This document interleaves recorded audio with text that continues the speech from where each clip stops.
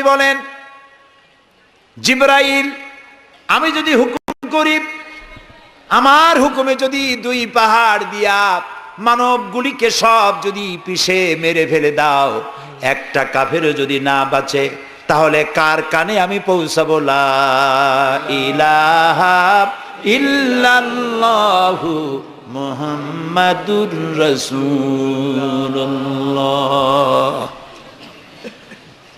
নবী করিম সাল্লাল্লাহু আলাইহি সাল্লাম বসে আছেন, গা দিয়ে রক্ত ঝরছে। এই অবস্থা দেখে তায়েফের এক লোক দৌড়াইয়া তার বাগানে চলে গেল, আঙ্গুর বাগান, বুখারীর হাদিস। আঙ্গুর বাগান থেকে এক গ্লাস আঙ্গুরের রস নিয়ে এসে রসুলের হাতে দিলেন। 3 দিনের না খাওয়া রসুল, 3 দিন ক্ষুধার্ত, তৃষ্ণার্ত, ক্ষতবিক্ষত, জর্জরিত, নিষ্পেষিত, নির্যাতিত। এক গ্লাস শরবত হাতে পেয়ে বিসমিল্লাহ বলে শরবতটা পান করলেন। জিজ্ঞেস করলেন, তোমার নাম না আত্তাস? তিনি বললেন, হ্যাঁ, আমার নাম আত্তাস। তোমার বাড়ি হযরত ইউনূস আলাইহিস সালামের গ্রামে? তিনি বললেন, হ্যাঁ। তো আপনি কি করে জানলেন আমার নাম আত্তাস আর আমার বাড়ি ইউনূস আলাইহিস সালামের গ্রামে? নবী করিম সাল্লাল্লাহু আলাইহি সাল্লাম বললেন, আত্তাস, ইউনূস আলাইহিস সালাম নবী আর আমিও নবী, এক নবীর খবর আরেক নবীর কাছে থাকে। এক গ্লাস শরবত পান করে 2 হাত উঁচু করলেন। নবীর চোখ থেকে দরদর করে পানি পড়ছে। তিনি বলছেন, রব্বুল আলামিন, এই তায়েফবাসী ওরা বোঝে নাই যে আমি তোমার নবী, ওরা বুঝতে পারে নাই যে আমি তোমার রসুল, ওরা না বুঝে আমাকে ক্ষতবিক্ষত করেছে। আল্লাহ, তুমি এজন্য তায়েফবাসীদের উপরে গজব দিও না, তুমি শান্তি দাও, হেদায়েত দাও। প্রিয় ভাই সব, সুলাইমান আলাইহিস সালাম রাষ্ট্র পেয়েছেন, পিঁপড়ার ভাষা বোঝেন। কার ভাষা? পিঁপড়ার রাজা আছে না, চেনেন পিঁপড়ার রাজা? মাঝে মধ্যে পরিচয় করেন পিঁপড়ার রাজা কারা। মাথাটা মোটা, পিঁপড়ার রাজা আমরাও বলি। পিঁপড়ার রাজাকে হাতে নিয়েছেন, ডান হাতে। সূরা নামলে আল্লাহ তাআলা বলছেন, পিঁপড়া কথা বলতেছে। পিঁপড়া বলছে তার দলবলকে, সুলাইমান আলাইহিস সালাম আসতেছে, তার সৈন্য সামন্ত নিয়ে, পায়ের তলায় পিষ্ট হয়ে মরে যাবি, সব গর্তে লুকা। তিনি পিঁপড়া হাতে নিয়ে কথা বলতেছিলেন পিঁপড়ার সাথে। সুলাইমান আলাইহিস সালাম কথা বলছেন পিঁপড়ার সাথে। এখন পিঁপড়ার ভাষা আমি বুঝি, এতে একটা অহংবোধ সৃষ্টি হতে পারে। পিঁপড়ারও ভাষা আমি বুঝি।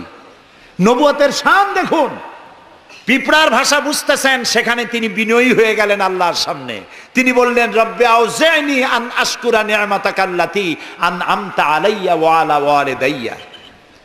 আয় আল্লাহ তাআলা, তুমি আমাকে ওই পরিমাণ শুকর আদায় করার তৌফিক দাও আমাকে, যে পরিমাণ নিয়ামত তুমি আমাকে দান করেছো।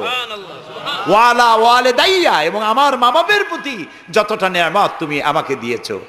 ওয়ান আমালা সালিহান তারদাহু, আর আমাকে এমন আমল করার তৌফিক দাও যাতে তুমি খুশি হও। ওয়াদখিলনি বিরাহমাতিকা ফি ইবাদিকা সালিহিন, আর আল্লাহ আমাকে ইবাদে সালেহের মধ্যে শামিল করে দাও। সুবহানাল্লাহ। প্রিয় ভাই সব, আমার মূল বক্তব্য ছিল, এই সব সচ্চরিত্রবান সুপার কোয়ালিটির মানুষ আল্লাহর নবীরা মার খেলেন কেন? শুধুমাত্র দাঁত মাজা, সুরমা লাগান, দাড়ি লাগান। আমি যদি আপনাদের বলি সবাই দাড়ি রাখবেন, আপনারা কি আমার মারতে আসবেন? কেন মারবেন? আমি তো খারাপ কথা কিছু বলি, এই জন্য মারামারি হয় না। মারটা হইল কেন? মার হয়েছে এই কারণে, নবীরা বলেছেন লা ইলাহা ইল্লাল্লাহ, আল্লাহ ছাড়া কোনো ইলাহা নাই, আইনদাতা নাই, বিধানদাতা নাই, একমাত্র আইনদাতা তিনি। এখন আল্লাহর আইনটা কি সেটা আমাদেরকে বুঝতে হবে, সেটার দিকে আমি আগাচ্ছি ইনশাআল্লাহ।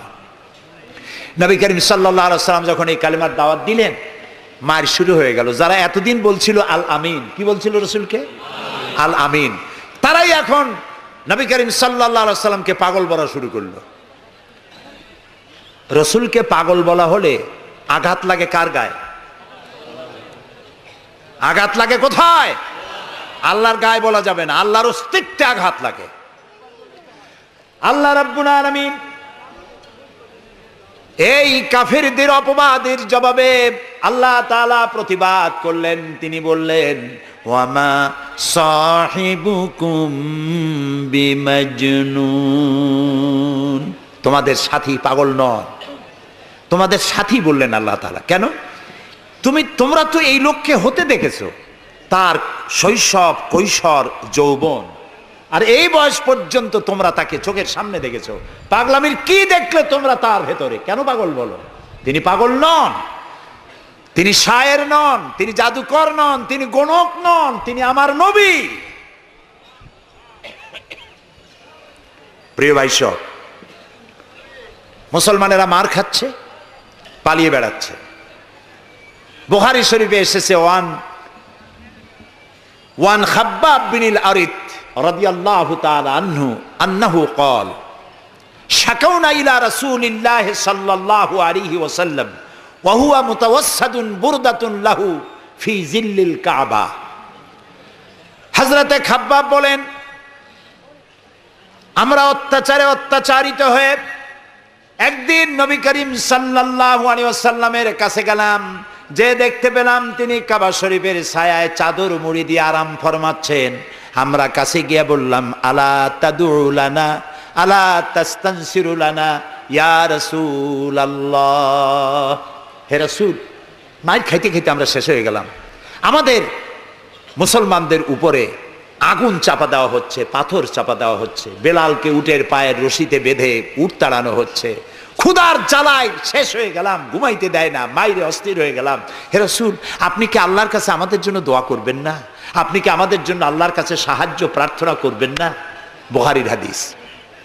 রাসূলুল্লাহ উঠে বসলেন, বললেন, ও খাব্বাব, তোমাদের আগে এই পৃথিবীতে যারা এসেছিলেন সেই সমাজের সমাজপতিরা কলেমার দাওয়াত দেওয়ার অপরাধে তাদেরকে ধরতো। ফায়ুখাজুর রাজুলু ফায়ুহফারু লাহু ফিল আরদ, তারা তাদেরকে ধরতো আর তাদের জন্য গর্ত খনন করত।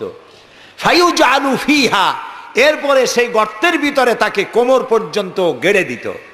সুম্মা ইউতা বিল মানশার, এরপরে করাত আনা হতো। ফায়ুদাউ আলা রাসিহি, এরপরে করাত তার